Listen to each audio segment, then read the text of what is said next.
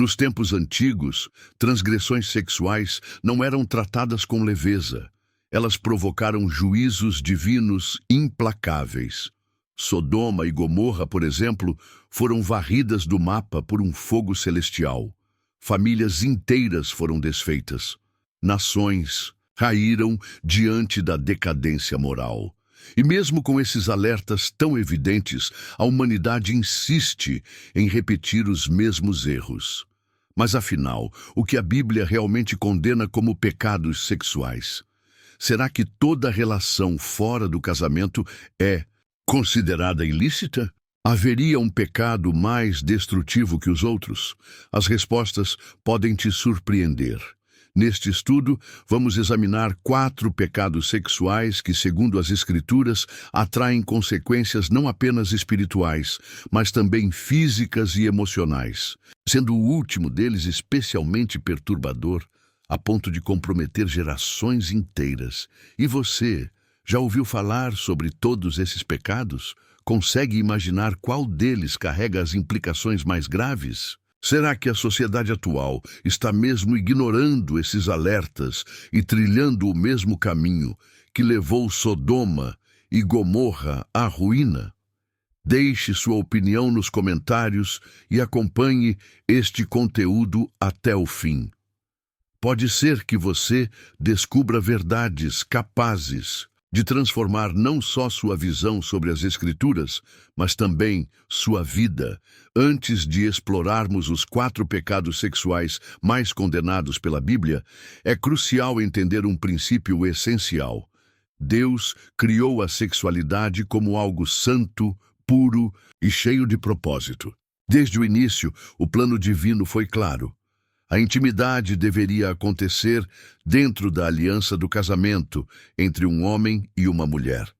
Em Gênesis 2:24 lemos: "Por isso deixará o homem seu pai e sua mãe e se unirá à sua mulher, e serão os dois uma só carne." Esse versículo não só estabelece o fundamento do matrimônio, como também define os limites da sexualidade conforme a vontade do Criador. Mas a história da humanidade é marcada por distorções desse dom. O que era para ser sagrado foi corrompido, virando instrumento de pecado. O apóstolo Paulo foi direto ao alertar sobre isso. Em 1 Coríntios 6:18 ele diz: "Fugi da imoralidade sexual. Qualquer outro pecado que uma pessoa comete é fora do corpo. Mas quem peca sexualmente, peca contra o próprio corpo."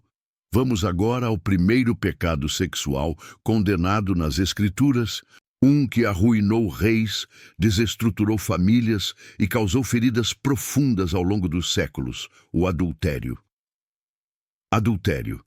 A traição que destrói alicerces, poucas falhas, provocam tanta dor dentro de um lar quanto o adultério.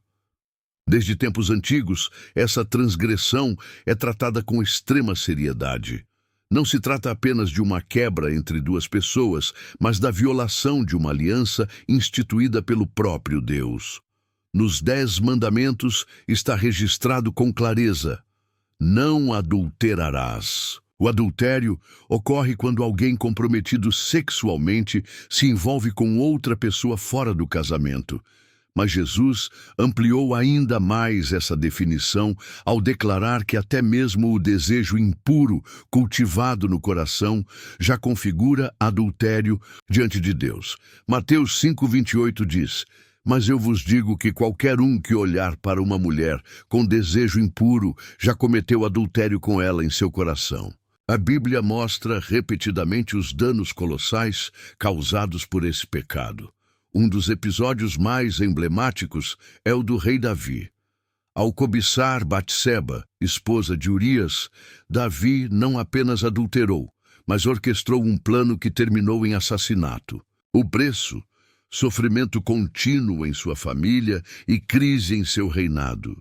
Mas por que o adultério é tão grave? Primeiro, porque destrói a confiança, pilar fundamental de qualquer família. Muitas casas nunca se recuperam de uma traição. Segundo, porque atrai o juízo de Deus.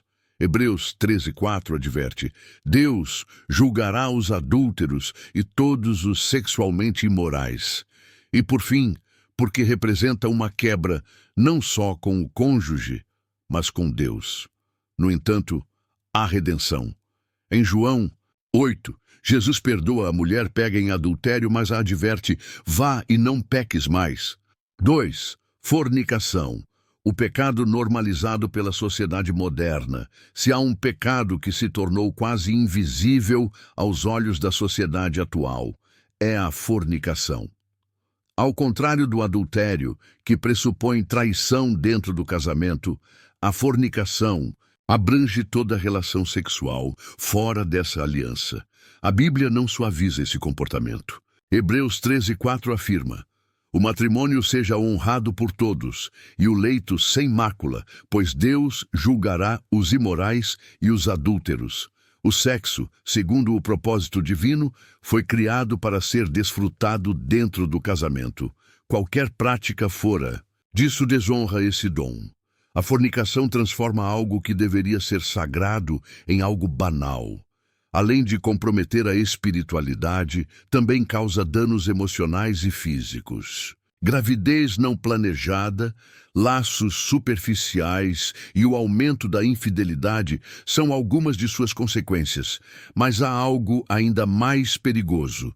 O coração se torna insensível à voz de Deus. Em Colossenses 3:5, Paulo nos exorta: mortificai, pois os vossos membros que estão sobre a terra, prostituição, impureza, paixão lasciva, mau desejo e avareza, que é idolatria. A fornicação era prática comum entre os povos pagãos, e hoje a cultura moderna parece repetir esse padrão. A mídia, os influenciadores, a indústria do entretenimento, todos exaltam o prazer acima do compromisso. Mas Deus nos chama para uma vida de santidade. 1 Tessalonicenses 4:3 reforça: esta é a vontade de Deus, a vossa santificação, que vos abstenhais da fornicação. 3. Prostituição e luxúria. A idolatria do prazer à prostituição e a luxúria desenfreada são descritas na Bíblia como caminhos de morte. Provérbios 7 alerta que a prostituta é como uma armadilha e muitos são os que caíram por causa dela. A sua casa é caminho para o inferno, que desce às câmaras da morte. Provérbios 7:27. Por que essas práticas são tão condenadas? Primeiro, porque elas escravizam. Quem vive em busca constante de prazer carnal dificilmente encontra paz interior. A luxúria é um poço sem fundo. Segundo, corrompem os valores. Onde reina a promiscuidade, a família é desvalorizada, a pureza é ridicularizada e o amor perde sentido. Terceiro, afastam o indivíduo de Deus. Em Oséias 4:12 está escrito: o espírito de prostituição os enganou e se prostituíram, abandonando seu Deus.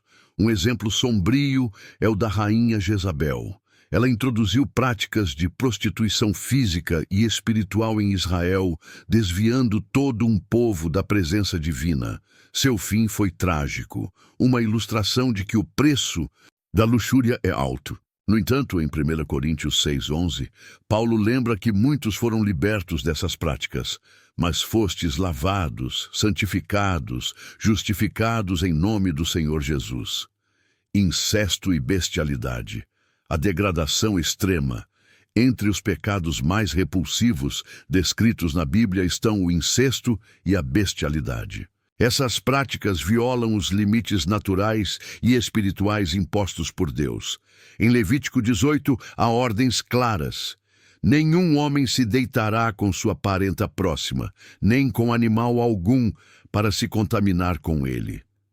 Tais comportamentos são definidos como abominações. O incesto, mesmo tentado de ser normalizado por algumas culturas, traz danos genéticos e traumas emocionais irreversíveis. A bestialidade, por sua vez, representa uma perversão tão grotesca que na lei de Moisés era punida com a morte. Êxodo 22:19 declara: aquele que tiver cópula com animal será morto. A Bíblia nos mostra os efeitos disso. As filhas de Ló, após a destruição de Sodoma, embriagaram o pai e geraram descendência incestuosa. Também vemos o drama de Tamar, violentada pelo meio-irmão Amnon, o que culminou numa tragédia familiar.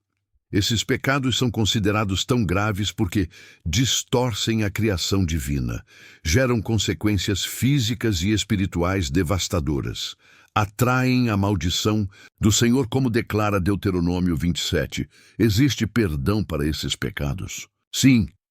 Apesar da gravidade de todos esses pecados, a mensagem do Evangelho é de esperança. Em 1 João 1:9 lemos: se confessarmos nossos pecados, Ele é fiel e justo para nos perdoar e nos purificar de toda injustiça. O arrependimento verdadeiro abre caminho para a restauração.